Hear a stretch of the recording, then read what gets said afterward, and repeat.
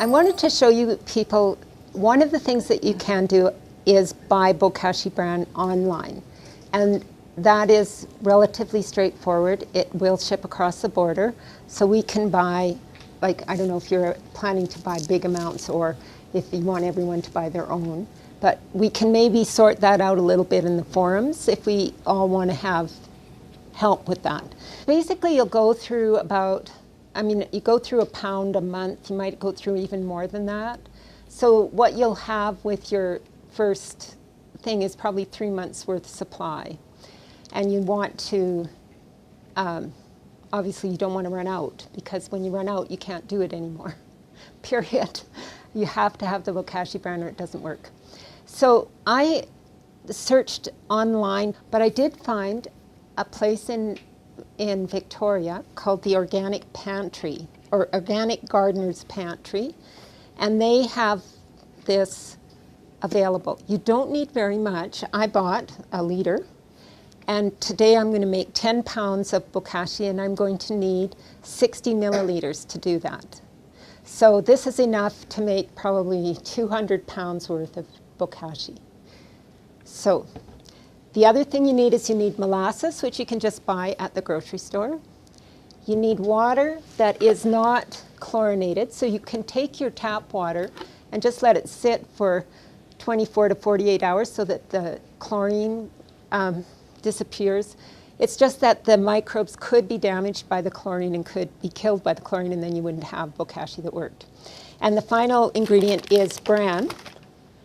I went to UFA and I got 55 pounds of Bran for $20.05 or something today. And that's a lot of Bran. This is 10 pounds of Bran, so 55 pounds is a lot. So the recipe for this is about 10 cups of water, but I'm only going to use 8 cups because I think that's all my thing will hold. I'm just going to use 8 cups to start with, because you can always add more water if it doesn't seem moist enough. Okay. Then you add 60 milliliters of molasses. And what the molasses is it's food for the microbes, okay? And you want to use molasses. You could use sugar, but you'd have to use a different amount. The molasses is better for them because it's got more stuff in it, I guess. Way more concentrated. Yeah. The 4T, is that tablespoons? Yeah, 4 tablespoons, which is 60 milliliters, which is a quarter cup. Then you just dissolve this. So I'll get my assistant to dissolve this, or anyone who wants to assist. Okay, so then we're going to put a quarter cup of the microbes in. And you can see these microbes, they sort of look a little bit, they're sort of yellowy, but they're also a little bit purple. And once they sort of multiply, they have the purplish ones, if you were to put them just in a line, in a plastic line, the purple ones are those phototrophic ones that do the incomplete photosynthesis and break down hydrogen sulfide. So now we're going to add this to my Bran.